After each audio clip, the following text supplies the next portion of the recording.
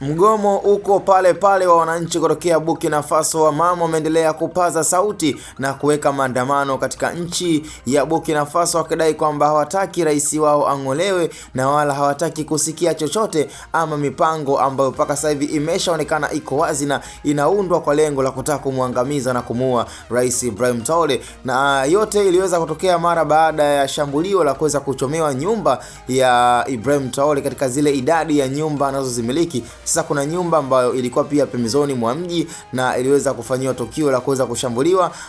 Tunashukuru kwamba aliyekuwepo alikuwa ni mlinzi na hakuweza kufanyiwa chochote kibaya, bali nyumba unaambiwa iliweza kuingilia na watu wasiojulikana katika nchi ya Burkina Faso na kuchoma nyumba hadharani. Na mpaka sasa ninavyozungumza ni kwamba hakuna kitu ambacho kiliweza kusalia, na tunashukuru zaidi kwamba Ibrahim Traore hakuwa katika eneo lile. Kwa hiyo kama ni mkeka basi walifeli na hakuna jambo ambalo walilolipanga likawa limetimia. Sasa wamama na watu ambao wamekuwa na mapenzi ya dhati kwa Rais Ibrahim Traore wameendelea kupaza sauti na kuweka maandamano makubwa ya kwamba ikatokea kwamba wameweza kummaliza na kumfiatua Rais Ibrahim Traore, basi hakuna rais wanayemtambua. Yani hakuna rais atakayeweza kuongoza na hakuna mtu atakayemkubali kwamba huyo ndo atakuwa rais wao mpaka Ibrahim Traore aweze kuendelea na kiti cha rais mpaka pale ambapo itakuwa ni wakati sahihi kabisa wa yeye kuondoka ama kumalizika katika maisha yake ya kuwa